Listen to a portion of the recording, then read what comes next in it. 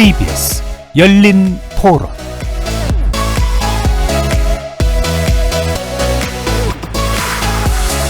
안녕하십니까. KBS 열린 토론 정준희입니다.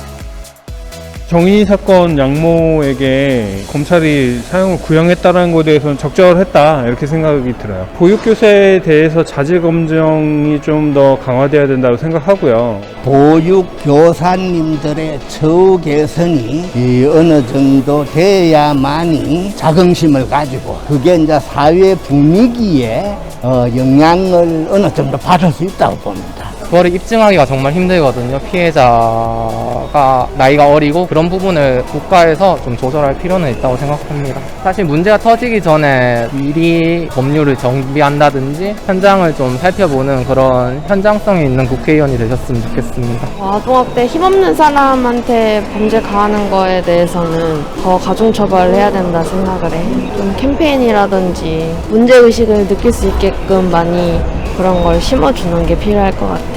CCTV를 확보를 해서 철저하게 어떤 책임감을 구청이라든지 지방자치단체, 기초단체에서 더 철저하게 관리를 해서 모니터링을 계속 하는 식으로 했으면 좋겠어요.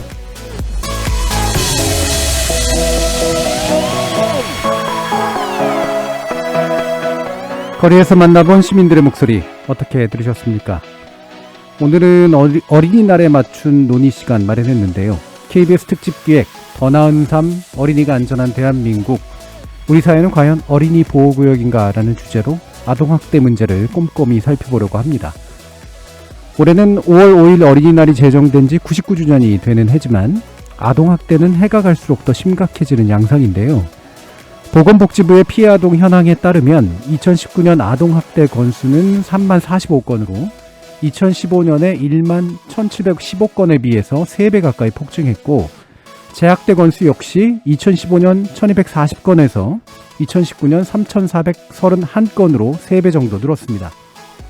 학대로 인해 사망한 아동은 2015년 16명에서 2019년 42명으로 증가해 역시 마찬가지의 증가 추세를 보이고 있죠. 양부모의 학대로 생후 16개월 만에 사망한 정인이 사건의 충격 이후로 국회 차원에서도 관련 법안들이 속속 발의되었지만 4개월이 지난 현재 아동학대 특별법은 여전히 국회 문턱을 넘지 못하고 있습니다. 아동학대 피의자의 대부분이 벌금 처벌조차 받지 않고 있는 상황에서 땜질 처방이 아닌 좀 더 근본적인 아동학대 근절 대책은 무엇인지 이야기 나눠보겠습니다. KBS 열린 토론은 여러분이 주인공입니다. 문자로 참여하실 분은 샵 9730으로 의견 남겨주십시오. 단문은 50원, 장문은 100원의 정보 이용료가 붙습니다. KBS 모바일 콩, 트위터 계정 KBS 오픈, 그리고 유튜브를 통해서도 무료로 참여하실 수 있습니다. 시민 논객 여러분의 뜨거운 참여 기다리겠습니다. KBS 열린 토론 지금부터 출발합니다. 살아있습니다. 토론이 살아있습니다.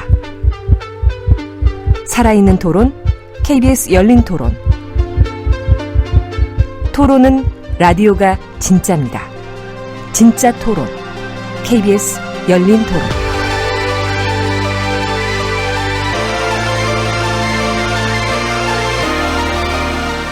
오늘 논의 함께해 주실 세 분의 전문가 소개해드리겠습니다.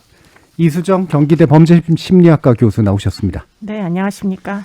승재현 한국형사정책연구원 연구위원 함께하셨습니다. 네, 안녕하십니까. 국회 보건복지위 소속이시죠. 정춘숙 더불어민주당 의원 자리하셨습니다. 네, 안녕하십니까. 자, 어린이날에 이 문제를 논의하는 게 참 좀 마음이 아픕니다만 이 아동학대 사건이 저도 좀 놀란 게 이 통계치가 이렇게 증가 추세에 있다라고 하는 게 단지 아동학대 사건에 대한 민감성이나 수용성이 높아져서 그런 건가 했는데 뭐 사망 사건도 늘고 있고 이런 것들을 보면 이게 정말 사회가 흉악해져서 그런 건가 아니면 또 다른 문제가 있는가 궁금증이 들지 않을 수가 없거든요. 일단 원인에 대한 진단들 어떻게 하고 계신지 한번 말씀을 들어보죠. 정춘숙 의원님 말씀부터 한번 들어볼까요? 아까 얘기하신 대로 지금 이제 아동학대 건수가 계속 늘어가고 있는 추세입니다. 그래서 2016년도에, 18,700건이었는데 지금 이제 한 3만 45건 예. 정도로 늘어서 2016년도에 비하면 한 61% 증가했다. 이렇게 지금 볼 수가 있고요. 여러 가지 원인이 있겠습니다만 이제 여기에서 특별히 우리가 볼 것이 아동학대 중에서 부모에 의한 학대가 한 75.6%예요. 예. 그래서 이건 뭐냐 하면은 이제 한 측면이긴 하지만 아동을 아직도 미성숙한 인격체로 보면서 훈육을 당연시하는 이런 사회적인 분위기와 영향이 크다 이렇게 좀 생각이 듭니다. 그래서 그러니까 올해죠. 지난 1월 달에 이제 국회에서 이 민법에 있는 징계권 조항을 삭제를 했습니다. 예. 그래서 이 징계권이 잘못해서 자녀 체벌을 정당화하는 이런 것으로 여겨질 수 있다라는 측면에서 이걸 징계권을 이제 삭제를 했는데요. 실은 이 법 개정에 대해서 굉장히 반대가 많이 있었습니다. 만만치 예. 않게 있었죠. 그래서 아직도 과거에는 내 자식 내 마음대로 하는데라고 했다면 최근에는 다 아이를 사랑해서 그렇다 혹은 잘 키우려고 하다 보니 이렇게 됐다라고 하는 측면이 또 많이 있습니다. 그래서 아이들을 부모의 어떤 그 소유물이 아니라 존중받아야 될 독립된 인격체로 보는 것, 권리의 주체로 보는 것 이런 것들이 좀 인식의 변화 이런 게 근본적으로 필요하지 않나 이런 생각을 합니다. 예. 지금 또 막상 또 생각을 해보니까 출산율은 줄어들었는데 그럼 대상아동은 더 줄어들었는데 이게 많다는 건 비중이 늘어났다는 건가 이런 식의 또 심각한 생각까지 드는데 이수정 교수님은 어떻게 생각하고 계시나요? 아까 말씀하신 대로 이제 아동 학대에 대한 경각심이 높아져서 신고도 훨씬 더 많이 되기 때문에 그 중에 일부는 이제 사건화가 되기 네. 때문에 결국에는 늘어난 측면도 틀림없이 있어 보입니다. 예. 그런데 이제 그런 가능성 외에 또 다른 가능성을 한번 생각을 해본다면 의원님 말씀 그대로 다 제가 수용하고요. 예. 근데 추가적으로 좀 눈여겨봐야 될 대목은 이제 2019년도에 아동학대 치사 사건으로 42명이 사망했잖아요. 네. 그런데 이 42명의 부모들이 어떤 사람인가 하는 것을 분석을 해보면은 그 중에 한 반쯤이 10대와 20대 부모들이에요. 예.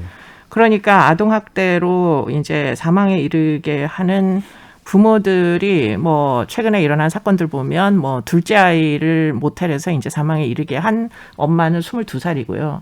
그 아이에게는 이제 젊은이에게는 첫째 아이가 있는데 그 아이가 2살입니다. 그러면은 이미 10대 때 그 동거와 임신과 출산을 했다는 얘기가 예. 되거든요. 그러니까 그런 식으로 10대 들 때부터 이제 어떤 불안정한 가정을 이루고 불안정한 이제 부부 관계 끝에 이제 임신과 출산을 하게 되는 사람들의 숫자가 생각보다 굉장히 많이 늘어나고 있고 이런 사람들은 그럼 어디서 유래했을까 곰곰이 생각해 보면 사실은 이제 안정적인 가정 환경에서 성장한 사람들이 아니에요. 예.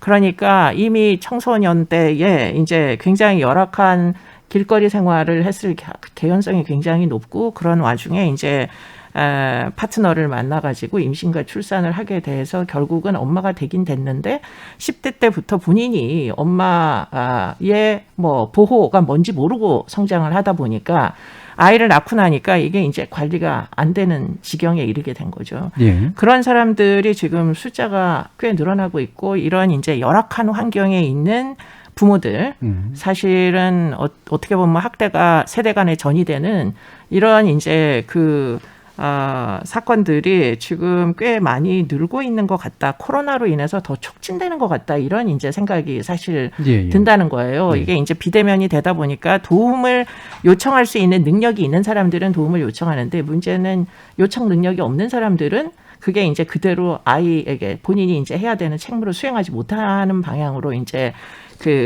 결국은 넘어가기 때문에 희생이 점점 느는 거 아니냐 이런 생각이 들어가지고 그래서 이게 사실은 아동 학대만 띄워놓고 생각할 문제인지 아니면 비행과 또는 이제 빈곤과 이런 모든 복합적인 문제가 결국은 다 코로나로 악화돼 가지고 결국은 제일 약자의 생명 손실이 결과적으로 되는 건지 네. 네. 그러니까 이거는 그냥 어떤 한 곳에서 단추를 받고 낀다고 사실은 받고 껴지는 게 아니고요.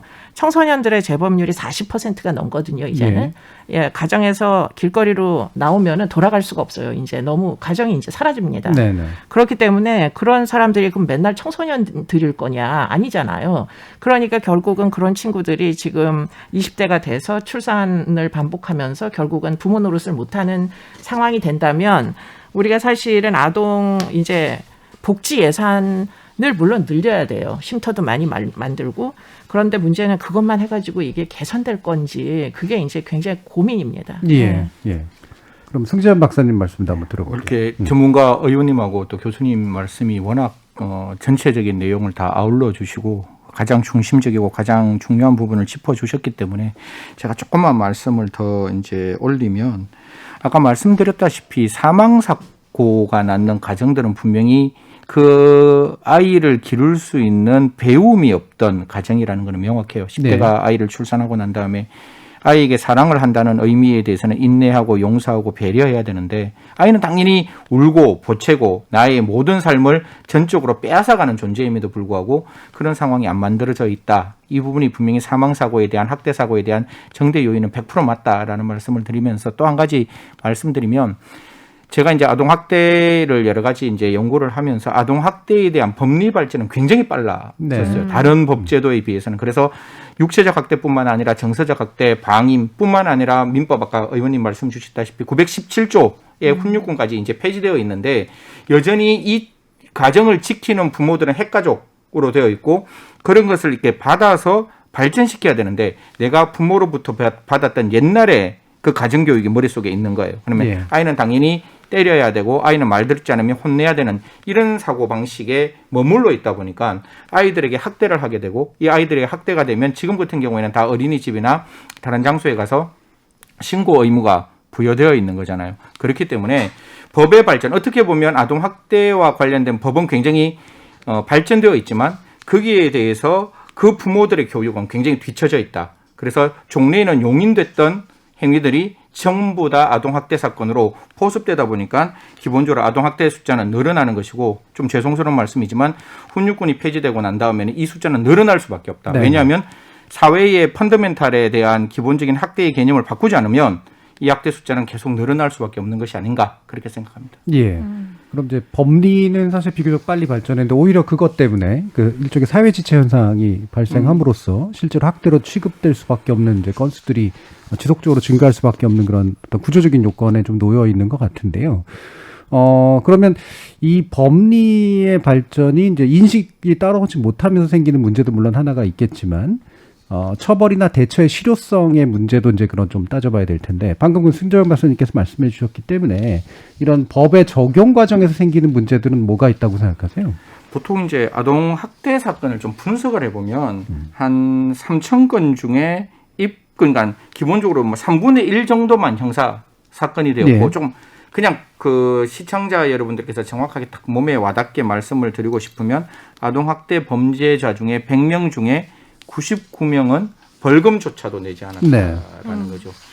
왜냐하면 아동학대 사건이 나오면 그 아동학대 사건이 형사사건으로 포섭이 돼야 되고 형사사건이 포섭되었을 때 그게 아동학대라 할지라도 5년 이하의 징역. 하지만 여전히 아이를 가리키는 아이를 기르는 부모에게 어떻게 형벌을 과할 수 있느냐라는 법원의 온정주의적 시각들이 이제 담겨져 있으니까 아동학대 사건에 있어서 첫 번째 형량이 너무 낮다라는 점은 분명히 있다라고 보이는 거고요. 또 하나는 앞으로 계속 우리가 이야기를 해야 되겠지만 원가정 보호주의를 지금 가지고 있기 때문에 집으로 돌아가야 될 아이가 있는데 그 부모가 실형을 살면 과연 그 아이를 누가 맡을 수 있을 것인가에 대한 사회 안정망이 없는 상황에서는 제가 판사라 할지라도 이 부모에게 정말 나쁜 행동을 했지만 실형을 주고 아이와 완전히 단절을 시켜놓으면 아이에 대한 부작용이 더 크다. 아이의 교육 환경이 더 나빠진다라는 생각이 든다면 형량을 강화할 수는 없을 것이다. 그래서 뭐 의원님하고 교수님이 말씀 주시겠지만 이런 부분에 대한 사회 안정망이 먼저 만들어지지 않고서는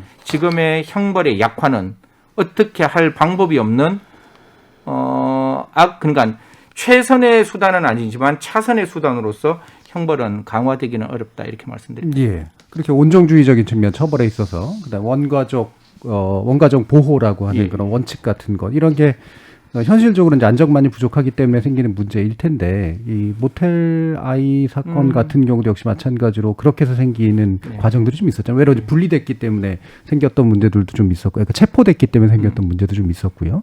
자, 이런 게 참 어려운 문제인데 정춘숙 의원님 어떻게 보세요? 글쎄요, 지금 사실은 이제 지난 1월부터 아동학대 문제가 굉장히 사회적으로 문제되면서 이 원가정 보호 원칙이라는 거에 대한 굉장히 논란이 있었습니다. 지금도 이제 마찬가지인데요. 그 아까도 말씀드렸지만은 2019년 자료만 보면 3만 45건 중에서 부모의 학대가 75%인데 여기서 그 조치 결과가 원가정 보호가 83.9%예요. 그러니까 거의 대다수가 돌아갔다 이렇게 보면 되는 건데 이거에 대해서 사실은 반대하는 분도 계십니다. 근데 그렇지만 또 그것을 찬성하는 분도 계셔서 예를 들면 아동복지법에 보면은 국가와 지방자치단체는 아동을 가정에서 분리해서 보호할 경우에 신속히 가정으로 복귀할 수 있도록 지원하여야 한다 이렇게 돼 있어요. 근데 그러다 보니까 우리는 이 신속히 가정에 복귀에 굉장히 방점을 두는 거죠. 네. 근데 원래 이 원가정 보호의 원칙이라고 하는 것은 첫 번째는 원가정이 양육 책임을 다하고 두 번째 원가정이 그 책임을 다할 수 있도록 국가가 지원을 하고 그다음에 세 번째는 원가정에 문제가 생겼을 때 그 문제를 치유하도록 하는 모든 과정을 포괄하는 개념이에요. 네. 근데 이제 우리는 이렇게 보지 않고 이제 굉장히 신속한 복귀만을 강조를 하다 보니까 사실은 이 아동학대의 원인 문제가 해결되지 않은 상태에서 그대로 아이가 원래대로 다시 돌아가 버리게 되는 거죠. 그래서 원래 유엔에서 얘기했던 이 지침이라고 하는 것이 아동을 분리했던 원인이 해결되거나 사라진 경우에 원가정으로 돌아가는 것 이걸 얘기하는 겁니다. 그래서 뭐 알코올이 있었던 가족이 있다면 알코올 문제 해결이 됐다든지 경제적으로 이제 빈곤했다면 그 문제 해결이 됐다든가 뭐 폭력적인 부분이라면 그것에 대한 교육 훈련이 이루어졌다든가 이런 전제가 있는데 전제 없이 그냥 그 원가정 보호의 원칙. 그러니까 사실은 한 측면을 보면 사회적으로 이 아동학대 피해 아이들을 서포팅할 수 있는 시스템이 부족하기 때문에 훨씬 더 이거를 더 강조한 부분도 있다. 그래서 그 원래의 뜻과 취지와 다르게 사실은 반대하게 되는 이런 측면이 분명히 있었습니다. 그래서 시스템, 이 기본적으로 서포팅 시스템이 필요한 거죠. 그러니까 이 원칙이 잘못됐다기보다는 이 원칙을 뒷받침하는 체계의 문제가 이제 부족했기 때문에 생긴 현상일 텐데 지금 재학대 비율도 되게 좀 높기 때문에 사실 더 문제가 아니겠습니까, 이수정 교수님? 네, 재학대 비율이 굉장히 높습니다. 3,000건 이상 정도는 재학대를 계속 반복하는 그런데도 이제 결국 의원님 말씀대로 원가정 복귀를 원칙이라고 우리가 계속 이제 사례 관리를 한다고는 하지만 사실 가정 안에서 들어가서 관리하는 게 아니잖아요. 그렇죠. 그러니까 무슨 일이 있는지 알 수가 없는 거죠. 그렇기 때문에 그런 와중에 재학대 끝에 인명피해가 나는 거로 보이고요. 사실 지금 인명피해가 나는 사건을 아보전이라고 이제 민간 단체에서 모르는 사건들이 아닙니다. 이미 알고 있었는데 문제는 적절한 시기에 개입을 하지 못하여 결국은 인명피해가 나는 것이 이제 반복되고 있는 거죠. 근데 이제 아까 저는 좀 약간 생각이 다른데요. 지금 우리의 경우에는 지금 이제 어떤 많은 의사결정들이 그 법률 개정을 통해 가지고 지금 뭐 지자체 공무원들에게도 의무가 부과되고 뭐 굉장히 많은 이제 뭐 그래서 지자체 공무원들도 지금 굉장히 많이 늘리겠다. 664명을 늘리겠다. 이런 이제 계획을 갖고 있어요. 그런데 문제는 지금 이런 종류의 의사결정이 지자체 공무원에게 떠맡겨도 되는지가 저는 의문인 게 저는 이제 그분들 아직 뭐 숫자가 그렇게 많지는 않지만 한 290여 명 정도 되는 분들을 이제 교육을 하라 그래가지고 뭐 보건복지 인력 개발원에서 제가 교육을 하고 있는데요. 그분들은 이미 민원을 이야기를 하십니다. 왜냐하면 아동학대 행위자들은 사실은 일반 범죄자들과는 또 다른 속성이 있어가지고 사실은 이 어떤 사법 체계에 굉장히 저항적이세요. 내 새끼 내 맘대로 하는데 어디 내 가정에 개입을 하느냐 공기관에서 이런 어떤 태도를 갖고 계셔가지고 그래서 이제 그런데 굉장히 저항이 심하시고 그런 분들일수록 또 재학대도 많이 하시는데 문제는 이렇게 지자체 공무원들이 개입하는 것을 아보전 못지않게 싫어하세요. 다 어차피 판사도 아니고 검사도 아니고 법률가들이 아니잖아요.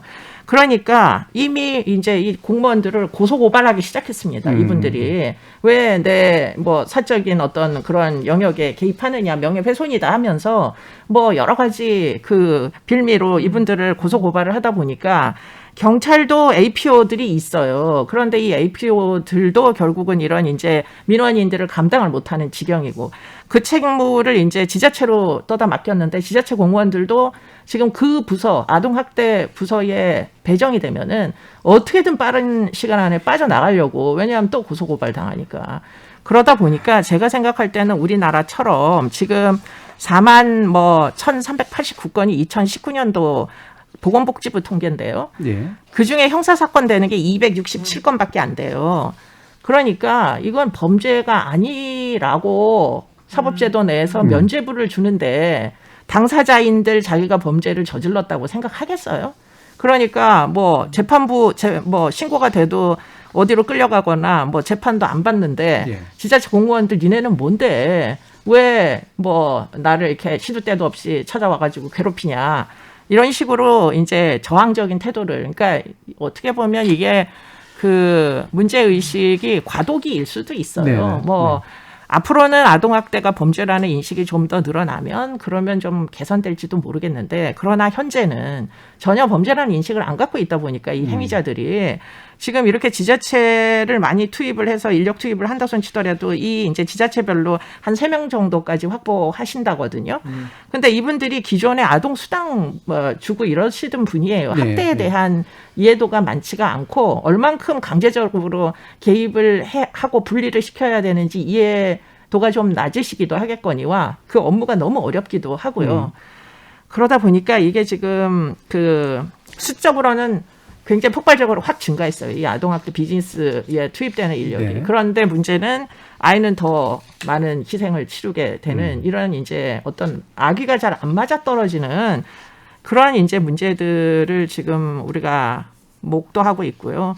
그리고는 제가 또 하나 말씀드리고자 하는 게 아동학대 행위자가 생각보다 그렇게 호락호락하게 행동 습격을 변화시킬 사람들이 아니다라고 얘기한 건 이분들 중에 꽤 많은 숫자가 성격장애 같은 걸 갖고 있는 분들이 또 계세요. 그러니까 그 성격장애를 안 다뤄주고 근본적으로 뭐 분노 조절도 안 되고 뭐 충동 조절도 심하고 더군다나 이제 반사회적인 인격장애자들도 꽤 있고 그런데 그런 식의 이제 문제들을 하나도 다루지 않은 채 지금 이 행위자들에 대해서 할 수 있는 게 결국 보호처분이거든요. 가정법원에서. 그 보호처분을 그럼 얼마나 할 수 있느냐. 100시간 이하의 수강 명령 정도를 받는 거예요. 100시간 이하라 그러면 뭐 하루에 8시간씩 이제 다 몰려다니면서 이제 수강을 하니까 그러면 기껏해야 몇 주? 그걸로 과연 자신의 아이에 대한 태도가 근본적으로 바뀔까요? 그러니까 그렇게 가지고 검찰은 검찰대로 상담조건부 기소유예에서 다 면죄부 주고 법원은 법원대로 또 뭐 여러 가지 치료 명령들을 하기는 하나 치료 명령을 제대로 집행하지 않는다고 해가지고 이게 또 무슨 원래는 형사 사건으로 일반 법원을 보내야 되는데 어겨도 보내봤자 일반 법원 입장에서 보면 사람을 죽인 것도 아니고 강도도 아니고 강간도 아닌데 임시조치, 보호조치 위반했다는 범죄로 사실 처벌이 별로 나오지가 않거든요. 그러니까 유야무야 그냥 이렇게 해서 끝나버리는 거죠. 네. 그러니까 이게 복합적인 문제니까 당연히 한두 개로 해결될 건 당연히 아닌데 크게 보면 아까 많이들 그러니까 지적해 주셨던 어떤 시스템, 지원 시스템의 문제, 그다음 방금 교수님께서 말씀 주셨던 이제 직권과 강제력의 문제, 그다음에 교정하는 과정의 어떤 실효성의 문제 이런 것들이 이제 쭉 나오는데 그러면 어쨌든 하나하나 매듭들을 좀 풀어야 되잖아요. 그러면 지금 말씀해 주신 부분을 그냥 들어보면 좀 어렵더라도 형사사건화를 좀 시켜서 어느 정도 처벌성에 대한 그 어떤 사회적 인식을 좀 제고하고 실질적으로 강제력이나 개입력을 좀 높이는 것이 좀 필요하다 이제 이런 이제 생각으로 읽히거든요. 승지원 박사님 어떠십니까? 처벌의 강도를 높이는 게 정말 필요하다라는 점은 동의를 하지만 그 전에 아까 저희가 이야기를 했다시피 사실 아동학대 사건의 부모를 처벌하는 게 능사는 아니거든요. 부모가 아동을 학대하지 않도록 만드는 게 능사인 것이고 그 부모 아동학대로부터 아이를 보호하는 게 이 아동학대는 첫 번째 탑 프리얼리티 넘버 원의 형사정책이라면 아까 저희들이 고민했다시피 뭐 이수정 교수님하고 그다음에 의원님하고 저희들 국회에서 많은 논의를 했었는데 외국 같은 경우는 아까 시각이 바뀌어서 아동학대를 딱 하면 어차피 그럼 분리된다. 그러니까 이게 당연히 내가 아이에게 손을 들고 손찌검을 하면 이거는 그냥 예외 없이 그냥 72시간 분리되는 거다 라는 생각이 먼저 들어오고 그 72시간 동안 분리되고 난 다음에 그 아동 지자체에 있는 전문적인 어떤 심리 상담을 하시는 분이 아이와 부모를 정확하게 컨트롤을 해야 돼요. 그래서 부모는 분명히 아까 교수님 말씀대로 절대로 자기는 훈육을 했지 때리지 않았다. 그리고 이건 반드시 필요한 훈육이었다라고 이야기하는 거를 분명히 심리 상담사를 통해서 잘못된 행동이고 그런 행동의 반복성과 지속성이 어느 정도 있는지를 확인해야 되는 것이고 아이는 제가 언제나 말씀드리지만 부모가 아이를 사랑하는 건 절대로 본능이 아닙니다. 하지만 아이가 부모를 사랑하는 것은 절대적인 본능이에요. 네네. 왜냐하면 아이는 부모가 없으면 못 사니까. 그러면 어제 저녁까지 부모가 나를 때렸다 할지라도 오늘 아침에 내가 갈 수 있는 곳은 부모밖에 없기 때문에 부모에 대한 진짜 my heart will go on. 그 부모에게 오로지 관심을 보이는 거거든요. 그러면 그런 행동을 하는 아이들에게 그냥 전문적인 지식이 없는 사람이 가면 아이는 부모를 좋아하니까 부모에게 가는 게 맞지 않나요? 이렇게 나와버리면 답 없는 거죠. 예. 그래서 제가 언제나 말씀드리지만 아동학대는 첫 번째 개입이 가장 중요하고 그 첫 번째 개입의 72시간 동안 우리가 무엇을 어떻게 해야 할지에 대한 정확한 프로토콜이 나온다면 그 다음부터는 조금 쉬워질 것 같아요. 그렇기 때문에 이 72시간 동안 어떻게 해야 될 인적, 그 다음에 그 72시간 동안 아동과 그 부모를 분리해야 될 장소, 그에 대한 정확한 어떤 예산, 의원님이 계시니까 예산과 인력이 조금 주어진다면 첫 번째 개입이 정말 첫 단추가 제대로 끼워진다면 나머지 사회 환경이 바뀌어가는 것은 굉장히 천천히 갈 수 있지만 이 72시간 동안 할 수 있는 일은 굉장히 많다라는 말씀드립니다. 예, 방금 그 박사님께서 말씀 주신 부분이 이제 시행 규칙에도 좀 나오잖아요. 그러니까 현장 출동, 초동 조사, 그다음에 신속한 아동 분리 원칙을 일단 도입을 해 놓은 거. 근데 이제 여기서 이제 우리가 짚어봐야 될 게 72시간을 일단 확실히 분리시킨다. 그다음에 그걸 지원할 수 있는 어떤 인력이나 체계를 갖춘다. 네. 그 중에 또 이제 보면 심각한 수준이 있는 것들에 대해서는 또 이 분리만으로 해결이 안 되는 것들이 있기 때문에 이거를 또 어떻게 이제 유연하게 접근할 것인가의 문제도 좀 있는 것 같아요. 그 제가 좀 말씀을 드리면 아까 이제 우리 그 이수정 교수님이 그 아동학대 전담 공무원에 대한 얘기를 하셨어요. 근데 이게 지금 시작이 된 게 올해 1월부터입니다. 그러니까 이제 시스템이 바뀌어가는 과정이죠. 그 전에 아동보호 전문기관에서 이 부분을 전체적으로 다 담당을 했기 때문에 사실은 가해자들이 민간단체 니네가 뭔데 이런 걸 하냐 이런 굉장한 강력한 반발이 있었고 그렇기 때문에 이제 그렇다고 한다면 공무원이 이걸 좀 맡아서 하자 이런 부분이 있었고요. 근데 아까 지적하셨던 바대로 지금 이제 그 인력이 현재 수준으로는 지자체별로 한 2.89명 정도밖에 안 돼서 인력이 더 증가돼야 되는 측면이 있고 아까 이제 두 분께서 계속 얘기하시는 것처럼 아동학대 전담 공무원이 전문성이 굉장히 중요하죠. 판단할 수 있어야 되는데 이 교육이 말씀하신 대로 인문교육 처음 하시는 분들 인문교육 160시간, 경력자 같은 경우는 40시간에서 턱없이 부족하다. 이 부분이 굉장히 강화돼야 되는 측면이 있습니다. 그리고 또 지역별로도 차이가 있어요. 여기서는 아동학대라고 하는데 저쪽에서는 아동학대가 아니라고 하는 이게 바로 전문성의 차이가 있는 거죠. 그래서 사실은 좀 감안하셔야 되는 부분이 이제 시스템이 막 바뀌어서 경찰이 이제 수사하고 뭐 이런 부분을 하고 그다음에 여기 아동학대 전담 공무원들이 이제 뭐 그 부모들과 관련된 여러 가지 일들하고 이제 앞보전에서 상담을 중심으로 이런 식으로 지금 이제 시스템 바뀌고 있는 과정이기 때문에 이 부분에 대한 게 하나 있고 또 하나는 가장 중요한 것 중에 하나는 이 공무원들 아동학대 전담 공무원들이 여러 가지 고소를 당하거나 이런 부분이 있거든요. 이 부분에 대해서는 반드시 국가에서 책임져 준다라고 하는 것이 분명히 있어야 됩니다. 지금 이제 좀 전에 이제 그 승 교수께서 말씀하셨는데 지금 즉각분리제도 같은 경우가 굉장히 필요하죠. 필요한데 지금 한계가 저희가 쉼터 굉장히 부족해요. 그래서 아이들이 갈 데가 없어지는 이런 문제가 있어요. 그래서 지금 전국에 총 그 76개소가 있는데 이 정도 갖고는 뭐 수용 인원 513명 정도밖에 안 돼서 턱없이 부족하다. 그래서 올해 같은 경우에 지금 이제 29개를 더 만듭니다. 네, 이 정도 이것도 지금 굉장히 부족한 상황이어서 앞으로 이 부분이 더 보강되어야 한다. 그래서 지금 계속 이제 얘기해 주셨는데 사실은 시스템이 이제 과거에서 이제 좀 바뀌고 있는 이런 과정이고요. 그렇다고 그러면서 이제 이 공무원들의 전문성들을 높일 수 있는 것들 그리고 책임을 좀 덜어줄 수 있는 부분 이와 함께 아이들이 갈 수 있는 그러니까 지금 말씀하신 72시간 그 분리라고 하는 부분이 실제로 실효성 가지기 위해서는 이런 시설이라든지 서비스가 그 강화돼야 되는 점 이런 부분이 있습니다. 그래서 지금 이제 시스템이 바뀌고 있는 이런 과정이기 때문에 이 과정에 이제 많이 채워서 또 실효성을 담보해야죠. 네, 이수정 교수님 더 보완하실 부분. 글쎄, 저는 일단은 뭐 이런 어떤 그 변화의 그 방향은 제가 볼 때는 계속 우리나라에서 선택한 일종의 이제 복지 영역으로 아이는 일단은 분리해가지고 좀 더 좋은 환경에서 성장을 일시하더라도 어쨌든 분리를 쉼터 같은데 이제 보내려고 했고 물론 뭐 지금 숫자는 늘어나고요. 그런데 이제 행위자들은 뭐 보호처분 정도를 해서 이제 법원에서 이제 처리를 하게 이렇게 그 하는 게 우리나라의 이제 추이였다면 근데 이제 곰곰이 생각해 보면 그 절차에 법원은 별로 그 역할이 포함되어 있지 않아요. 네. 예. 그렇기 때문에 문제는 이제 그 행위자들 머릿속에 이게 자기가 징역살이를 갈 수 있는 범죄다라는 생각이 없단 말이에요. 일단 기본적으로. 왜냐하면 아까 형사사건 267건 처리하는 나라에서 네. 4만 명이 행위를 해도 아동학대를 해도 어쨌든 자기는 처벌을 안 받잖아요. 예. 그러니까 그 전제를 그대로 놓고 예산을 많이 배정하고 지자체의 역할을 많이 비중을 높이고 그래서 지자체는 지자체대로 뭐 경찰은 경찰대로 경찰은 임시로 이렇게 잠깐 들어갔다 나오는 이제 그 역할밖에는 안 해요. 지금 우리나라의 이 처리 절차를 보면은 그럼 그렇게 가지고 이 행위자가 어쨌든 이게 대단한 일이라는 생각이 있어야 이게 자기 행동을 바꿀 거잖아요.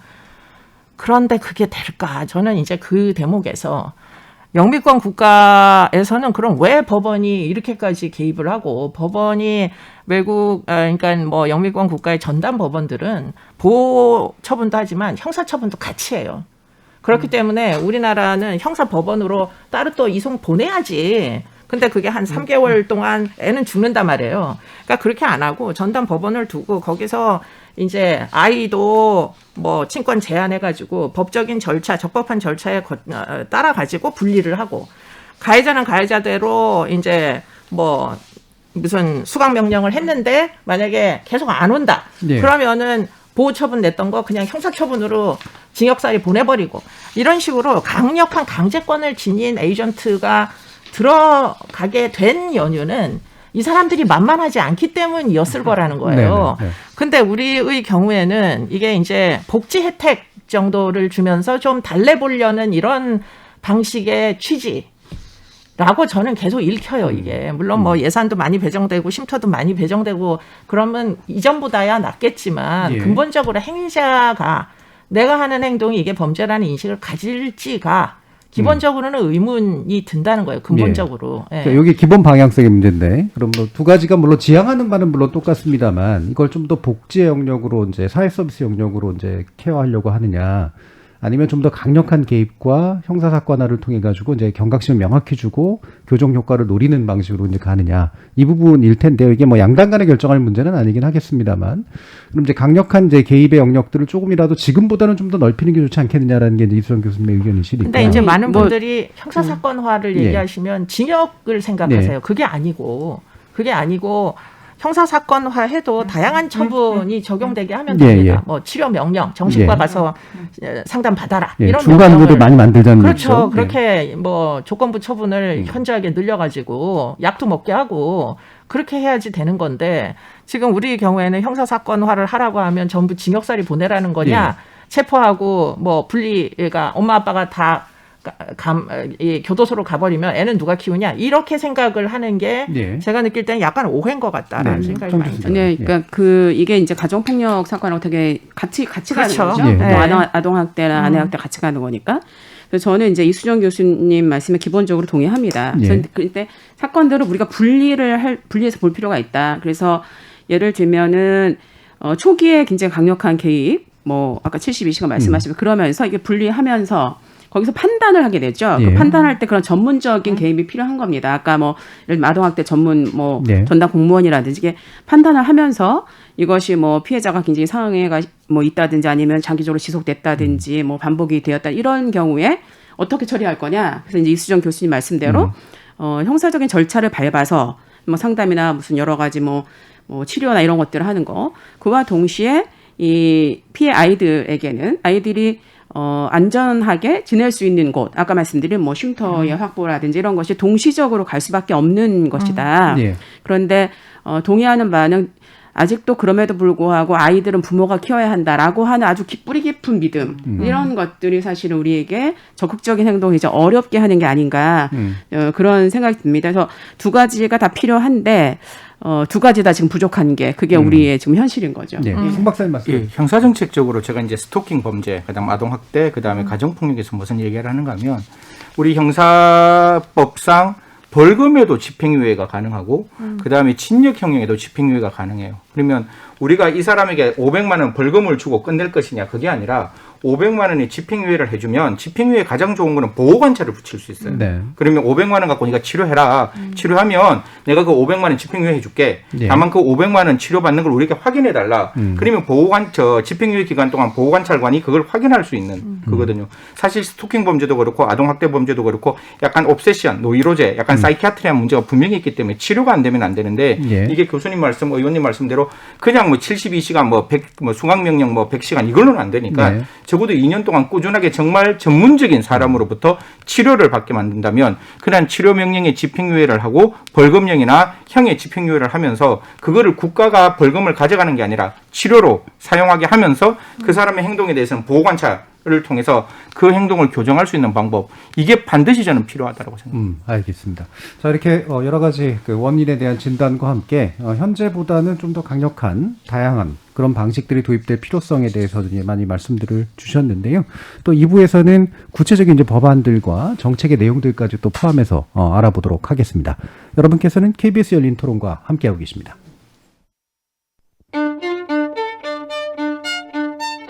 토론이 세상을 바꿀 수는 없습니다. 하지만 토론 없이 바꿀 수 있는 세상은 어디에도 없습니다.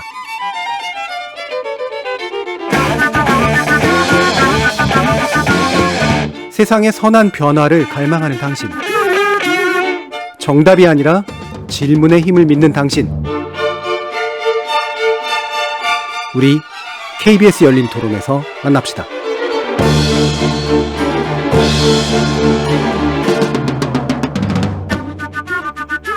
KBS 열린 토론 특집 기획 더 나은 삶 어린이가 안전한 대한민국 우리 사회는 과연 어린이 보호구역인가 2부 순서인데요. 정춘숙 더불어민주당 의원, 승재현 한국형사정책연구원 연구위원, 이수정 경기대 범죄심리학과 교수 이렇게 세 분의 전문가와 함께하고 있습니다. 자, 2부 진행하기 전에 잠깐 외부 전문가 또 한번 연결해서 인터뷰하려고 하는데요. 정치하는 엄마들의 장하나 활동과 연결해 두었습니다. 학부모들의 목소리 그리고 정책 제안에 관련된 이야기가 준비된 것으로 압니다. 예, 안녕하세요. 네, 안녕하십니까. 자, 지금 아동학대 특별법 제정 필요성 많이 주장을 오셨고 실제로 진행에 또 상당히 이제 관여하신 거로 아는데 이게 왜 필요한지를 한번 좀 요약해서 얘기해 주시죠.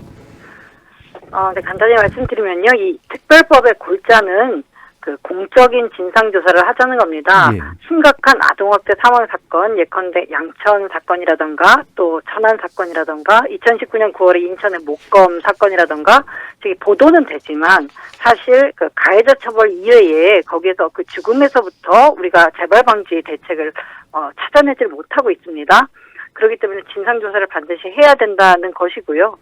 진상조사에서 그치는 게 아니라 여기서 제안된 어떤 대책에 대해서 국가기관이 법은 법대로 예산은 예산대로 이행하도록 하는 내용까지 특별법에 들어있거든요. 예. 그러니까 이 과정을 거치지 않고는 계속 쳇바퀴 돌 것이라고 저희는 보고 있습니다. 예, 이 특별법이 결국은 진상조사에 대한 어떤 명확한 내용들이 담겨져 있기 때문에 거기서 시작해야 된다라고 하는 것. 그리고 이후에 이제 모든 필요한 이게 뭐 단지 처벌만을 얘기하는 것은 아니기 때문에 아동학대 문제를 이제 굉장히 부각시킬 수 있는 정책적 기초장치가 돼야 된다라는 그런 말씀이신데요. 실제로 이제 발의는 돼 있던 상태잖아요. 근데 이제 원안 네. 통과를 지금 주장하고 계시기도 하죠. 네, 당연히 원안 통과 원하는데 문제는 2월 5일에 발의된 법이 지금까지 한 번도 심사조차 되지 않았다는 겁니다. 예. 4월 28일에 법안 심사 소위에는 올라갔지만 다른 안건들 거의 80여 개 안건들은 뭐 통과도 시키고 뭐 수술실 CCTV법 같은 건 쟁점이 있어서 넘어갔는데 이 71번 특별법 같은 경우에는 심사조차 안 한 것이죠. 그래서 이런 그 국민적인 관심 공분이 있었던 사건 직후에 법안들은 발의하지만 또 관심이 없고 계속 시간 끌기 하고 임기만료 폐기되는 게 아니냐 이런 걱정들을 당연히 인권단체들은 아동 인권단체들이 하고 있습니다. 예. 아까도 이제 강조해 주신 게 또 진상조사라는 것 측면이잖아요. 이 진상조사가 필요하다는 얘기는 그만큼 우리가 모른다라는 얘기인 것 같은데요. 어떻게 생각하고 계시는 건가요? 당연히 모를 수밖에 없죠. 이게 우리가 살릴 수 있는 기회가 있었는데 못 살렸다는 부분에서도 국민들이 많이 분노하신 거 아니겠습니까? 예. 그 범죄 자체의 잔혹성에도 놀랐지만 왜 그러면 아동보호 체계가 세 차례의 신고에도 불구하고 이 16개월 아이를 구하지 못했을까. 근데 그 부분을 파고들여야 사실 재발 방지를 할 수 있는 것인데 거기에 대해서는 그 관련해서 그 양천경찰서에 한 대여섯 명 정도가 주의 경고 징계를 받았다. 네. 왜 받았는지 이유도 저희는 알 수가 없습니다. 경징계에 그치고 넘어가 버리면 당연히 반복될 수밖에 없다는 것이고요. 이게 매 사건이 그러면 똑같은 이유로 살릴 수 없었냐 한다면 전혀 그렇지 않습니다. 어떤 경우에는 정말 관련된 아동보호 전문기관 또는 공무원 또는 경찰들이 직무유기나 기타 등등 범죄적 요인으로 살리지 못한 경우도 있겠지만 이미 그 비범죄적인 요인으로 예컨대 그 관련한 공무원들은 일을 잘했는데 제도에 문제가 있어서 사실 구출을 못했을 때도 있고 또는 제도는 문제가 없는데 당시에 그 관련된 어떤 그 일을 하는 사람들이 잘못해서 사망에 이를 수도 있고 이게 케이스마다 다르지 않습니까? 예. 근데 늘 뭉뚱그려서 넘겨버리면 다음에 어떻게 이 같은 일이 반복되지 않을 거라고 우리가 생각하겠습니까? 예. 하고 이런 진상조사가 한국에서만 최초로 하자는 게 아니고 이미 영국이나 미국에서도 최근까지도 진상조사를 국가주도로 해왔기 때문에 한국은 늦게나마 시작하자 이런 법입니다. 예, 그러니까 아동학대가 왜 발생하는가, 그리고 그 케이스 바이 케이스마다 이 사례의 특성이 뭔가, 그다음에 왜 처리가 잘 안 되는가, 이런 것들에 대한 전면적인 어떤 우리의 사회 이해가 필요하다. 그리고 그걸 토대를 둬서 이제 정책이 제대로 구성이 된다라는 말씀이신데요. 그럼 마지막으로 지금 입법에 대해서 당연히 이제 촉구해야 되는 것과 함께 이미 진행되고 있는 행정 측면에서도 뭔가 정부가 관심을 기울여야 될 부분이 있을 텐데, 예컨대 이제 보육기관에서 학대라든가 이런 것들이요. 어떤 측면에 대해서 좀 강조 말씀해 주실 수 있을까요? 너무 많습니다. 네. 저기 진상조사 안에도 이 단체에 있다 보면 여러 제보 민원이 많기 때문에 정말 많은데 이 피해 아동의 관점에서 이 조사나 수사나 이런 것들이 이뤄지는 게 너무 중요한데 전혀 그렇지 못합니다. 예. 예컨대 아동학대 사망자가 아니라 생존자들이 많지 않습니까? 신고가 되고 그렇다면 수사해서 가해자를 찾는 것도 문제지만 사실 이 피해 아동들의 마음이나 몸 다친 것들을 치료하는 게 우선인데요. 아까 말씀하신 보육기관 어린이집 학대 사건 같은 경우에도 아이들은 어떤 상담 치료 이런 도움을 제대로 받지 못하고요. 이게 그 아동학대 사건이 CCTV를 확인하고 수사기관에서 그 조사를 한 다음에 아동학대로 판명된 이후에야 5회 또는 10회 무료 상담 이렇게 제공하고 있는데 예. 선진국의 경우에는 최초의 사건의 수사와 치료가 동시에 이뤄지고요. 미국 같은 경우에는 소아정신과 의사가 그 아이를 진료하면서 그 과정에서 피해 사실들, 그러니까 수사기관과 연계해서 피해 사실을 거기에서 꺼냅니다. 그렇기 때문에 한국과의 상황은 너무 거리가 멀고 예컨대 한국은 지금 CCTV를 완전히 재판 끝날 때까지 부모들이 받지도 못하거든요. 예. 근데 CCTV가 사실 범죄를 밝혀내는 증거이기도 하지만 치료하는 분들 입장에서는 이 아이를 제대로 트라우마를 치료하기 위한 아주 꼭 필요한 어떤 치료의 도구인데 이런 것들을 어쨌든 가해자 입장에서 불리한 정보기 때문에 주지 못한다는 이유로 1년 더 이후에나 받는다는 이런 말도 안 되는 상황들이 현장에 횡행하고 있고요. 예. 이 자리에서 지금 정부에 촉구할 건 너무 많은데 이런 것들을 어쨌든 객관적으로 밝혀내기 위해선 진상조사가 있어야 되지 않겠습니까? 예. 예, 그래서 국회가 특별법을 더 미루지 않았으면 예. 하는 마음입니다. 예, 이런 보육기관 같은 경우도 CCTV가 됐던 초동 수사가 또 제대로 이루어지고 피해자 가족들에게도 제대로 된 정보가 좀 제공되는 이런 부분에도 또 행정적 일단은 더 관심을 기울여야겠네요. 예, 오늘 말씀 잘 들었습니다. 감사합니다. 네, 감사합니다. 정치하는 엄마들의 장하나 활동가였습니다. 예, 짧은 인터뷰 내용 들으셨는데요. 진상조사 문제를 이제 가장 우선순위로 놓고 지금 강조하고 계시잖아요. 승재원 박사님 이 부분 충분히 동의하실 것 같긴 한데요. 100% 동의를 하고 지금 말씀 구구절절 다 옳은 말씀이십니다. 사실 정인 사건이 제일 처음에 일어났을 때 제가 제일 처음에 했던 말 중에 하나가 도대체 경찰이 왜 이렇게밖에 못했을까에 대한 정말 땅을 치고 진짜 통곡할 마음같이 되게 마음이 아팠는데요. 지금 같은 경우에도 사실 왜 그렇게 했느냐에 대한 진상조사가 있어야 저는 어떤 행동에 대해서는 책임이 필요하고 그 책임이 주어져야 다음 행동에 대해서 조심하고 더 깊이 들여다볼 수 있다. 않을까라는 생각을 가지기 때문에 뭐 진상조사라는 게 이제 필요하다라는 점에서는 동의를 하고 앞으로 사건이 일어났을 때에도 다만 이제 아까 그럴 수는 있어요. 이게 뭐 제가 경찰 편을 뭐 드는 건 아니지만 그 부모들이 정말로 생떼를 부렸을 때 그리고 부모들이 고소고발을 할 때 저는 의원님 말씀에 너무 마음이 놓였는데 정말 그 부분에 대해서는 국가가 또 정부가 조금 책임을 더 줬으면 좋겠습니다. 분명히 아이를 보호하기 위해서 국가 공권력이 행사되었을 때 그 국가 공권력의 행사가 그 부모의 때법에 의해서 그 행동이 뭐 또 다른 징계로 넘어가서는 안 된다. 지금 네. 같은 경우는 부작이고 몰라서 전문성이 없어서 했는 거는 100% 징계를 받아야 되지만 그 일을 잘 하기 위해서 한 예. 행동에 대해서 그거에 있는 부모들의 어떤 진정, 고소 때문에 그런 행동이 멈추어지는 거는 반드시 또 막아야 한다. 이런 예. 말씀드리겠습니다. 공무원들이 잘하기 위해서 하는 일 칭찬받는 적 별로 없잖아요. 잘못한 거에 대한 징계는 많이 받아도. 그래서 이제 인센티브가 잘 안 생기는 이제 그런 경향들이 좀 있는데 정춘숙 의원님 아까도 뭐 그 문제 강조해 주셨습니다만 직접 담당하시는 또 입장에서 지금 진행이 좀 밀리고 있는 듯한 느낌에 대해서는 또 어떻게 좀 우리가 이해해야 될까요? 지금 이제 말씀하신 내용이 이제 양천 아동학대 사망 사건 등 진상조사 및 아동학대 근절 대책 마련을 위한 특별법인데요. 이제 이게 지금 발의가 되어 있고요. 또 많은 의원님들이 여기 같이 하고 계십니다. 예. 저도 같이 하고 있고요. 저는 오늘 또 오다가도 봤는데 죽음에서 배울 의무 이제 이렇게 예. 써 있더라고요. 근데 굉장히 중요한 법이고 뭐 시급하게 통과돼야 된다고 생각하고 있습니다. 그리고 그러나 이제 모든 법들이 언제나 이렇게 그 논의하는 과정을 보면 또 디테일하게 또 그 얘기가 되는 부분이 있습니다. 근데 이제 이 법이 또 돼서 의미가 있는 거는 그동안에 여러 가지 아동학대 사건 또 사망 사건이 많이 있었지만 제대로 된 이 보고서가 없었어요. 예. 있었다면은 단 2014년에 울주 아동학대 사망 사건에 대한 그 이서연 보고서 이게 하나밖에 없어요. 근데 이제 아까 이제 장하나 활동가도 말씀하셨지만 영국 같은 경우가 여기 이제 클린비 보고서라고 하는 것이 생기면서 이걸 2년 동안 조사를 했거든요. 네. 그래서 2004년에 아동법을 제정해서 아동학대 대응 시스템을 크게 변화시키는 그런 일들을 했습니다. 그러니까 우리가 이 법을 통해서 이 양천 아동학대 사건을 아주 입체적으로 분석하고 자세히 조사해서 이로부터 배워야 되는 거죠. 그래서 지금 아까 앞에서 여러 차례 나왔습니다만 도대체가 우리나라가 아동학대 사건을 다루는데 어떤 문제가 있는가, 제도적인 측면 또 인적인 측면 뭐 어떤 여러 가지 뭐 사회복지 서비스의 측면 이렇게 좀 구체적이고 입체적으로 봐야 되는 그런 숙제가 있는 거고요. 그걸 통해서 굉장히 많은 변화를 가져와야 한다. 그래서 예. 이 법은 뭐 제가 볼 때는 반드시 통과되리라고 생각을 하고 있고요.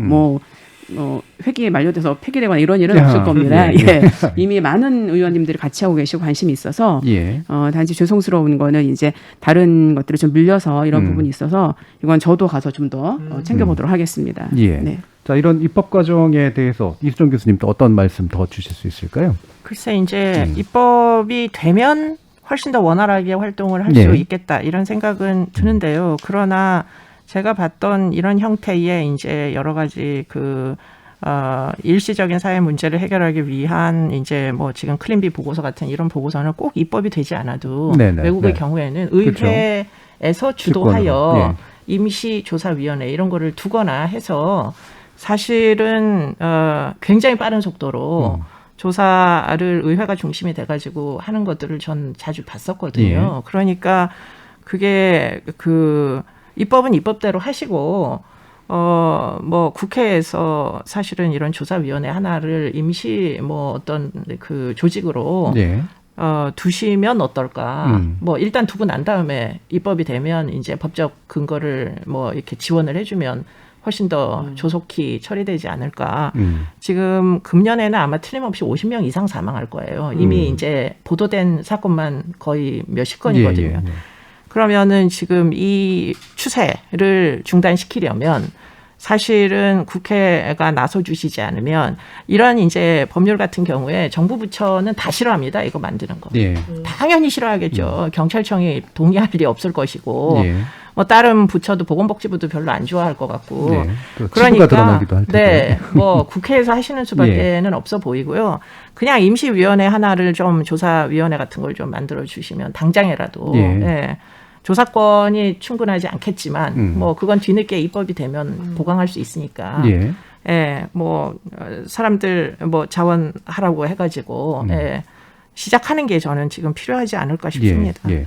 그 영국 같은 데는 사실 이게 또 의원 내각제기도 하고 의회가 가지는 주권이 굉장히 세니까 이게 예산도 잘 쓰고 그다음에 위원회도 잘 구성하잖아요. 조사도 사실 비교적 굉장히 잘 되는 편인데 우리 국회 상황에서는 사실 이런 방안에 대해서는 또 어떻게 얘기하실 수 있을까요?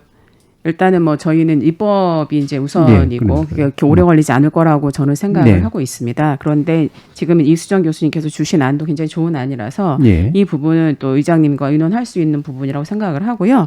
어떤 입법되는 속도, 그 다음에 국회에서 이제 뭐 잘 아시겠지만 사실은 특별위원회 만들고 또 이런 과정 자체도 또 시간이 좀 걸리기 때문에 어떻게 보면은 지금 이제 저희가 매달 국회를 하고 있기 때문에 오히려 입법이 더 빠를 수도 있다 이런 생각이 드는데 그거는 이제 입법 상황과 그 다음에 국회 상황들 보면서 제가 뭐 제안도 드리고 이거를 뭐 지금 마다하실 분은 안 계실 것 같거든요. 그렇죠. 그래서 국회에서도 뭐 이런 임시 뭐 조사위원회든, 그러니까 임시조사 뭐 특별위원회든 아니면 입법을 통해서든 보다 신속한 방향을 선택해서 진행할 수 있도록 하겠습니다. 정부 측에 제가 제안을 한 가지 드리겠습니다. 사실 정부에는 국외 장관과 아동정책 조정 전문가들이 모여서 아동정책의 기본을 만들어내는 아동정책조정위원회가 만들어져 있어요. 사실 지금 이제 총리께서 이제 곧 이제 뭐 후보자에서 이제 총리로 가신다는 전제하에서 말씀드리면 거기서도 충분히 이런 TF와 이런 활동은 충분히 할 수 있는 부분이 있는 거거든요. 그래서 사실 의지만 있으면 어떠한 방법이든지 이런 진상조사가 어렵지는 않아요. 그러니까 국회 차원에서도 해야 되는 것이고 국회만 하는 게 아니라 행정부에서도 해야 된다라고 생각. 그걸 둘 다 양수겹장으로 국민과 그 행정부의 의사가 같이 이렇게 합쳐서 같이 나가야 이게 상생의 어떤 시너지가 더 만들어지는 거기 때문에 저는 아동정책조정위원 좀 적극적으로 좀 움직였으면 하는 마음입니다. 뭐 좀 애둘러 실언 말씀드리면 사실 아동정책조정위원들 1년에 한 번도 제대로 안 모이거든요. 뭐 7개 뭐 9개 장관님들 저희들 같이 모아놓는 거는 굉장히 보기는 너무 좋아요. 뭐 교육부총리, 경제부총리부터 뭐 법무부 장관까지 그렇게 뭐 장관들 다 모아놓고 정말 뭐 이수정 교수님이나 의원님이나 그런 유명하신 분들 다 모아놓고 사실 총리께서 한 번도 잘 못 모으시거든요. 그 이유가 뭔가 하면 시간이 안 되는 거잖아요. 근데 국무회의는 반드시 가잖아요. 그러면 정말 아동이 정말 사랑스럽다면 딱 정해놓으면 돼요. 뭐 분기에 언제쯤 언제 하겠다. 그럼 장관이 그 시간 비워놓으면 되는 거고 총리가 의지가 있으면 이건 할 수 있는 부분이니까 이런 부분은 뭐 지금 새로운 총리께서 오시면 좀 그런 부분을 좀 잘 좀 살펴주셨으면 조금 애둘러 실은 말씀드렸습니다. 애두르진 않으신 것 같은데. 자, 그러면 예산 문제도 좀 짚어봐야 될 것 같은데 일단 뭐 언제나 이게 예산이 또 이게 굉장히 중요해서 지금 일단은 국가 책임 강화하겠다라고 이제 정책 전환을 했고요. 아동학대 관련 예산이 국가 보조 사업으로 전환이 됐는데 복지부가 다루지 못하고 있는 이유는 뭔가요? 지금 이제 정말 저희도 답답한 일인데요. 지금 예산 편성에 있어서 전체 이제 아동학대 관련 예산들이 416억인데 이 중에서 복지부하고 법무부, 기재부 이 세 개 부처 예산이 다 합쳐진 거예요. 이 중에서 이제 90%가 그 기재부의 복권기금하고 법무부의 범죄 피해자 보호기금입니다. 그렇기 때문에 사실은 돈은 이제 법무부하고 기재부에서 주로 오는 거고 나머지 부분만 복지부는 지금 42억밖에 안 되거든요. 그러니까 이게 뭐냐면 이 복지부 안에 일반 예산으로 아동학대 관련한 예산을 편성을 안 하고 지금 이 기금 예산으로 양쪽에서 지금 이제 받아가지고 하고 있는데 기금 예산의 문제는 뭐냐면 기금 예산은 이게 확장성이 없습니다. 그러니까 지금 범죄 피해자 보호기금에서도 굉장히 적은 왜냐하면 이 범죄 피해자 보호기금에서 성폭력, 가정폭력 피해 여성들도 지원하고 뭐 이렇게 돼 있거든요. 그래서 사실은 저희가 계속 요구하는 게 이 아동학대 관련해서 복지부 업무로 이게 지방 이양 3으로 돼 있던 거 복지부로 갖고 와가지고 이제 정부가 적극적으로 개입하겠다 이렇게 한 거거든요. 그렇죠. 예산이 당연히 여기 일반 예산 포함돼야 됩니다. 근데 아직까지도 지금 이제 기금 예산으로 되어 있어서 1차적으로는 이 복지부의 일반 예산에 아동학대 관련한 예산이 포함이 되고 그러면 일정한 정도 포션을 차지해야 됩니다. 그래야만 이게 사실은 정책이라는 게 말로 하는 게 아니지 않습니까? 예산으로 하는 거거든요. 그렇기 때문에 이게 반드시 바뀌어야 됩니다. 근데 이게 참 어려운 게 한번 기금 예산으로 해가지고 그쪽으로 이렇게 주다 보니까 못 넘어오는 거예요, 일로. 네. 그래서 저희가 이제 굉장히 지금 강하게 요구하고 있습니다만, 그래서 지금 이제 법안도 내고 이래가지고 좀 수정을 하려고 하고 있습니다. 예. 너무 안타까운 일이죠. 그럼 아까 이제 법무부, 그다음에 기재부, 그다음에 복지부가 이제 삼각으로 이제 연결이 돼 있는 상태인데 기재부에 어차피 돈을 잘 안 주려는 되고 기본적으로 그러면 복지 분야, 법무 분야에서 이제 복지부가 어쨌든 키를 쥐고는 있는데 의지가 부족한 거라고 생각해야 되나요? 어떠나요? 글쎄요. 기재부가 힘이 세다고 봐요. 그런 문제들이 늘 이게 뭐 이게 토론하다 보면 늘 이제 그 기재부가 꼭 등장을 하는데 뭐 거기도 나름대로 고민들이 있겠습니다. 의원님 말씀대로 일반 예산, 복지부의 일반 예산의 비중이 너무 적다. 네. 이 부분은 진짜 문제라고 봐요. 그러니까 복지부의 이제 어떤 업무, 기획 업무, 뭐 여러 가지 업무들이 있을 텐데 그 중에 우선순위가 제일 이제 밑바닥이니까 42억밖에 확보를 못하는 거 아니냐 그렇죠. 이렇게 생각할 수밖에 없고요. 결국은 이제 기금 예산은 사실은 쓰는 용도가 기획을 하거나 이렇게 할 수가 없어요. 이건 거의 인건비성 경비로다가 다 나갈 수밖에 없기 때문에 그러니까 결국에는 굉장히 불안정한 이건 예산이긴 하나 사실은 소모되는 그냥 예산이지 이걸 무슨 아동학대에 무슨 여러 가지 정책을 이제 공고히 하거나 이런 데 별로 투입될 수가 없거든요. 그러니까 42억 갖고 그걸 해야 되는 거예요, 지금. 네. 그러니까 이 제가 이제 이 범죄 피해자 보호기금 이제 분배하는 그런 위원이기도 했었거든요. 보면은 정말 너무나 적은 예산해가지고 사실은 범죄 피해자들이 너무 고통을 겪는 그런 걸 볼 수 있습니다. 이 예산이 할 수 있는 게 거의 없을 것 같은 그런 생각이 드는데 그럼 이순영 교수님, 이 법무부가 또 관여된 법무부는 아무래도 이제 범죄적인 관점에서 이제 보게 될 테고 복지부는 이제 복지적인 관점에서 이제 보게 될 텐데 이 두 부처 사이에 뭔가 이렇게 조정이 필요한 부분이라든가 이런 것들에 대해서 생각은 없어요? 뭐 충분히 그럴 수가 있고요. 범죄 피해자 보호 기금 이제 피해자 지원법에 따라 가지고 이제 집행을 할 때 사실은 성인 피해자들 위주로 집행을 하거든요. 그러니까 일단은 우선적으로 성폭력이나 가정폭력이나 이제 그런 뭐 여러 가지 심리 치료나 성인들은 이제 굉장히 본인들의 상태에 대해서 호소가 많잖아요. 근데 아동은 자신의 상태에 대한 호소를 안 한다는 게 제일 큰 문제예요. 그렇죠. 정말 여러 가지 발달장애나 이런 쪽으로 PTSD나 진행이 많이 되는데 그러니까 이제 그렇게 기존에 하던 방식으로는 피해자 지원을 하기가 무지하게 어렵다. 그래서 지금 저는 뭐 불만이 이게 좀 8% 떼가지고 벌금 예산 중에 8% 떼가지고 피해자들한테 이렇게 다 분배하는 거거든요. 저는 그 왜 8%만 띄는지 전 이해가 안 돼요. 한 80% 뛸 수는 없는지. 이게 전부 다 불법행위 해가지고 국가에다가 낸 벌금인데 그거를 결국 불법행위로 희생당한 피해자들에게 좀 더 많은 액수를 투입을 하는 게 당연한 거 아니겠어요? 이게 법무부 예산으로 잡히는 게 정상적인 건지 언제나 문제의식이 있습니다.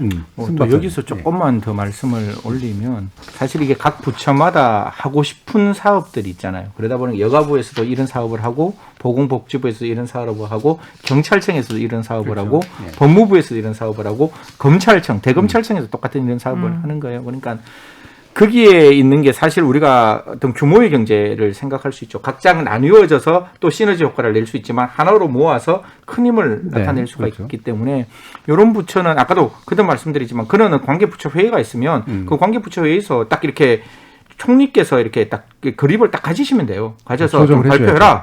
발표해서 어디가 어떻게 잘못됐는지 전체적으로 한번 이야기하자. 그럼 민간위원들한테 발표해라. 이렇게 말씀하시면 그 부분에 대해 좀 이렇게 같이 모이는 부분이 분명히 있을 수 있기 때문에 저는 각 기관마다 하는 것도 시너지, 그러니까 효과가 있을 수 있지만 그걸 하나 뭉치는 것도 효과가 있다. 그래서 좀 적극적으로 규모의 경제를 좀 만들었다면 지금 예산을 못 늘린다면 규모의 경제라도 만들어야 되는 거잖아요. 그래서 같이 좀 모았으면 어떨까 싶고 한 말씀만 더 드리면 저는 민간 영역에 있어서 종교활동에 계시는 분들이 이 부분에서 좀 관심을 가져주셨으면 좋겠어요. 뭐 제가 다니는 어떤 믿는 종교도 되게 큰 교회거든요.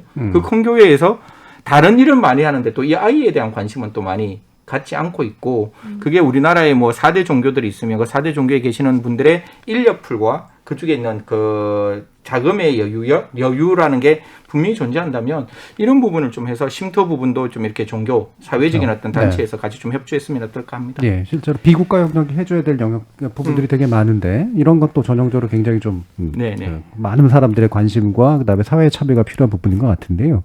또 한 개 좀 짚어봐야 되는 게 이제 심리 부분이죠.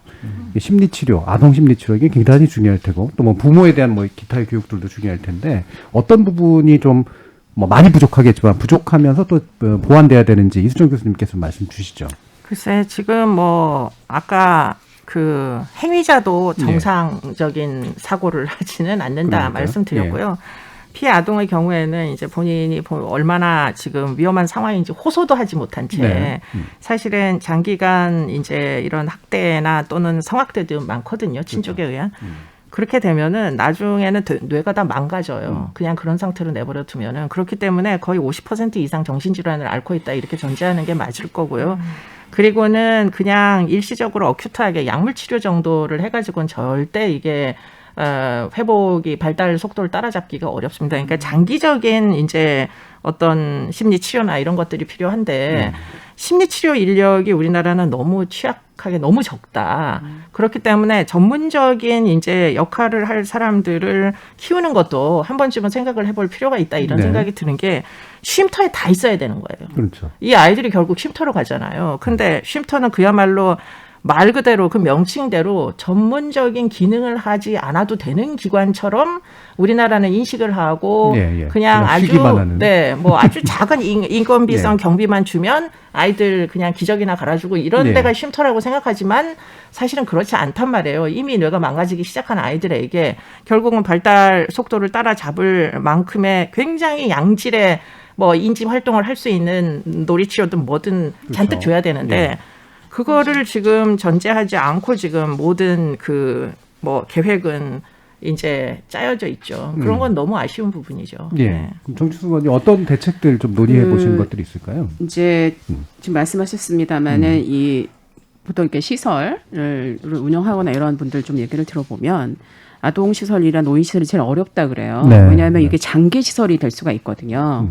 근데 이제 우리는 그런 계획을 잘 안 세운다는 겁니다. 그래서 아까 이제 그 지금 말씀하신 대로 예를 들면 단기로 아이들이 머물어서 다시 원가정으로 복귀할 때에 어떤 그 상담과 시스템이 있어야 되고 그다음에 말씀하신 대로 아주 장기 혹은 성학대 피해 같은 경우에는 완전히 굉장히 장기가 되고 아주 인텐시브한 그런 그 개입이 들어가야 되거든요. 그 부분에 대해서는 또 다른 곳에서 그래서 예를 들면은 이 시스템들이 좀 구분이 될 필요가 있고 예를 들면 이제 지금 이제 저희가 보건복지부에 그 국가 트라우마 센터 이런 것들을 지금 이제 두고 되어 있거든요. 국립 정신건강센터를 중심으로 해서 거기에 이제 그 한 몇 년 전에 이제 법을 좀 개정을 해서 일반적인 가정폭력 피해자들이나 이런 사람들 상담 받을 수 있게 되어 있습니다. 근데 이제 그 부분에 좀 더 전문적인 또 개입을 필요로 하게 하고 그래서 그 처벌과 또 교육과 그러니까 가해자에 대한 처벌과 교육과 뭐 재사회화 이런 부분이 돼야 되는 게 하나 있고 이 피해자에 대한 보호와 또 지원과 서비스가 돼야 되는 이게 이제 같이 가야지 되는데 이 아이들에 대해서는 지금 아까도 말씀하셨습니다만 영국 같은 경우 처음 학대 시작할 때부터 상당히 장기간에 상담받을 수 있는 이런 사람들이 지정이 되는 거에 비해서 우리는 굉장히 단기적이고 간헐적이더라. 근데 이제 아이들 상담 같은 경우는 어른이나 달라서 다른 여러 가지 툴이 필요합니다. 그래서 뭐 놀이 치료를 하기도 하고 뭐 모래 치료를 하기도 하고 여러 가지 방식들이 있고 아이들이 훨씬 접근할 수 있는 방법이 있어야 되기 때문에 그 전문성이 훨씬 높아져야 되는데 사실은 그 상담하는 전문가들한테 그렇게 비용을 주지 않아요. 그래서 사실은 자원봉사하는 심정으로 다니거든요. 그래서 국가가 개입을 할 때 장단기 혹은 긴급한 개입, 그다음에 장기적인 개입 이런 건 좀 구분이 되고 마땅한 그에 대한 보상 이런 것들이 한꺼번에 이루어져야 됩니다. 근데 지금은 그 상담이나 이런 부분은 굉장히 아주 부족한 그런 상황이죠. 마찬가지로 예산이 많이 거기는 수반이 돼야 되는 그런 또 과제가 있습니다. 그냥 구색 갖추기식으로 되는 경우들도 굉장히 좀 많을 것 같고 뭐 짐작해 보건대 이렇게 말 그대로 봉사하듯이 전문가들이 동원돼야 되는 그런 경우들도 있어서 좀 어려움이 많을 것 같은데요. 승 박사님도 좀 말씀해 주시죠. 제가 자원봉사에 대한 연구를 조금 했었는데 옛날에는 자원봉사라고 하면 헌신과 열정을 가지고 그 일에 대해서 굉장히 많이 노력을 하는 사람들에 대해서 우리가 리스펙, 존경을 주면 자원봉사가 가능할 것이다라는 생각을 가졌는데 실제로 조사해 보면 참 그렇지 않습니다. 사실 리스펙도 중요한데 리스펙의 그 나름대로 반대편에 있는 금전적 이익이 없으면 사실상 이게 현실적으로 오래 그러니까 우리가 서스테이너블이라고 하잖아요. 지속 가능한 발전이 안 되는 것 같더라고요. 그래서 사실상 제가 생각하는 것 중에 하나가 정말 금전적 지원이 안 된다면 우리가 삶을 살아감에 있어서 언제나 실수할 수 있는 부분들이 있잖아요. 제가 한 달 전에 이렇게 운전하고 쓱 지나가는데 앞에 신호등이 진짜 안 보였어요. 그냥 턱 지나가는데 불이 퍽 켜지더라고요. 그러면 그게 이제 벌금을 이제 내는 부분이잖아요. 제가 생각하는 거는 그런 어떤 일이 발생했을 때 제가 진짜로 사회적인 봉사활동을 정말 열심히 했어요. 정말 헌신을 해서. 그러면 그 벌금 깎아줄 수도 있는 거 아니냐라는 거죠. 그러니까 고의범은 절대로 안 돼요. 그거는 분명히 용서해서는 안 되는데 과실로 우리가 나올 수 있는 수많은 일들이 있거든요. 그런데 정말 헌신한 사람이 정말 실수했다고 생각했을 때 그 부분에 대해서는 그런 것들을 감면해 줄 수 있는 사실상 양형 혜택을 좀 주는 것도 이런 봉사활동을 하는 데서 굉장히 좋은 방향이지 않을까라는 것과 제가 굉장히 깜짝 놀랐던 게 있는데 이건 뭐 특정 그 회사라서 말씀을 못 드리는데 특정 회사의 지분을 0.6 몇 %를 가진 사람의 배당금을 보니까 그게 800억 정도더라고요.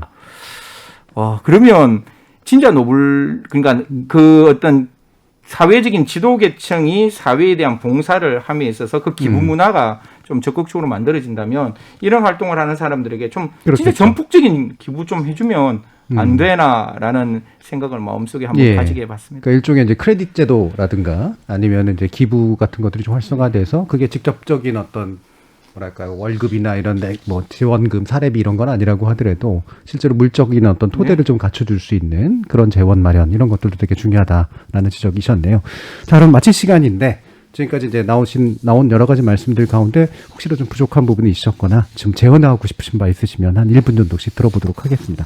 먼저 정춘숙 의원님 말씀부터 들어볼게요. 먼저 그 어린이날인데 이런 어린이날 그 좀 더 희망적인 말씀을 더 나눴으면 좋았을 걸 좀 가슴 아픈 이런 얘기를 나누게 돼서 좀 안타깝긴 하지만 사실 이런 논의가 계속 많이 되어서 사회적으로 알려지고 또 우리에게 필요한 것들을 함께 지혜를 모으는 오늘 또 저는 나와서 이렇게 두 분 선생님께 좋은 지혜를 얻었습니다. 숙제를 받았는데요. 굉장히 감사하게 생각하고요. 무엇보다 아동학대가 범죄다라고 하는 우리 사회의 인식이 좀 전환되는 게 가장 필요할 것 같고요. 정부에서는 이 아동학대 범죄를 예방할 수 있도록 하고 피해자를 지원할 수 있는 그런 적절한 지원일 수 있도록 해야 된다고 봅니다. 저는 국회에 있으니까 아무래도 그런 법률적인 정비 또 예산을 확보하는 문제 또 아까 말씀 주신 대로 뭐 법률이 안 된다면 또 국회에서 할 수 있는 다른 방식으로 이 아동학대 문제를 보다 적극적으로 개입할 수 있도록 하겠습니다. 또 아이들은 우리의 미래이며 또한 현재이기 때문에 이 문제를 국회에서 적극적으로 해결할 수 있도록 열심히 노력하겠습니다. 네, 감사합니다. 아동 문제에 대해서 뭐 계속해서 애써오신 의원님이라는 걸 잘 알기 때문에 아마 많은 청취자 여러분들도 동감하실 겁니다. 자, 그러면 이수정 교수님 말씀 들어볼까요? 네, 뭐 지금 앞으로 많이 좋아질 거라고 생각합니다. 의원님 같이 관심을 가져주시는 분들이 많이 계셔서. 근데 제가 추가로 드리고자 하는 말씀은 아동학대 는 모든 범죄의 시작이다. 이렇게 이제 보여요. 아동학대, 가출, 결국 비행, 그리고는 다시 또 세대 간의 아동학대를 대물림하는 뭐 그리고는 결국은 범죄자가 되는 거죠. 이런 그 경로를 좀 끊어주세요라고 진짜 얘기하고 싶어요. 코로나로 이런 경로는 진짜 더 가속화되고 있거든요. 그렇기 때문에 이런 이제 어떤 뭐 국가적 위기 가 2년 이상 지속되는 경우에 저는 앞으로의 우리의 미래는 굉장히 암담해질 가능성이 매우 높다고 생각이 들어서 어쨌든 이번에 꼭 무슨 일이 있더라도 2021년은 지금 이 아동학대만큼은 일단은 단추를 좀 다시 잠그는 그런 기회가 됐으면 좋겠습니다. 네. 예. 자, 그럼 마지막으로 말씀 올리면 아직도 여전히 사회적인 통념은 저희 같은 전문가 입장하고는 많이 다르다는 걸 제가 많이 느낍니다. 특히 검찰 시민위원회 활동을 하다 보면 아이가 폭행을 당해서 왔는 사건에 대해서 많은 분들이 부모가 했는데 저걸 어떻게 처벌을 해? 저거는 문제가 없는 거 아니야? 라는 생각들을 많이 하세요.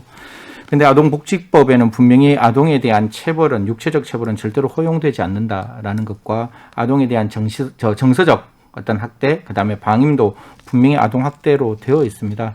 그래서 모든 국민들이 이런 생각의 통념을 좀 바꾸시고 사실 핵가족화 되어 있기 때문에 아동의 학대가 있을 때 그 아동을 막아줄 수 있는 사람이 아무도 없거든요. 그래서 저는 모르겠습니다. 조금 약간 올드한 패션이지만 반상회 같은 게 조금 더 또 활성화되었으면 하는 마음도 좀 있어요. 사실 이게 같이 모이고 같이 보면 분명히 내 새끼라는, 그러니까 이게 공동체 한 아이를 키우기 위해서는 한 마을이 필요하다는 말이 있듯이 좀 반상회 같은 거 조금 새롭게 만들어져서 우리 저 집 아이가 어떻게 크고 있는지, 그리고 저 아이가 우리 집 아이와 같은 그런 어떤 1차원적 게마인샤프트의 어떤 사회가 조금 더 다시금 만들어졌으면, 절대로 올드 패션이 나쁜 게 아니라 올드 패션이 아동의 학대를 막을 수 있으면 그런 통념을 바꿔갈 수 있는 그런 어떤 사회적인 어떤 모임들이 조금 활성화되었으면 하는 마음입니다. 국가의 확장뿐만 아니라 사회 확장도 사실은 굉장히 중요한 부분으로 생각이 됩니다. 자, 오늘 KBS 열린 토론 어린이날 특집으로 마련했는데요. 이 귀한 시간 이것으로 모두 마무리하겠습니다. 오늘 토론 함께해 주신 이수정 교수님, 그리고 승지연 연구위원님, 그리고 정춘숙 의원님 세 분 모두 수고하셨습니다. 감사합니다. 감사합니다.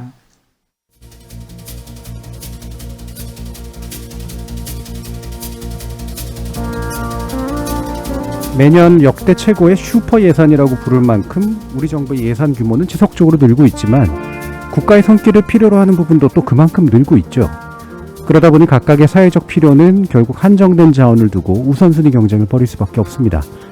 요즘 우리 정치와 행정의 민감도가 그렇게 낮은 편은 아니어서 국민적 공분과 공감대가 발생하는 사안에 대해선 꽤 신속한 대처가 이루어지기는 하는데 아동학대 문제는 또 유독 더디게 느껴지는 부분이 있네요. 피해자인 어린이들에겐 투표권이 없어서 그런 걸까요? 어른들의 몫이 어떤 것인지 함께 고민하는 어린이날이 되길 바라봅니다. 지금까지 KBS 열린 토론 정준이었습니다.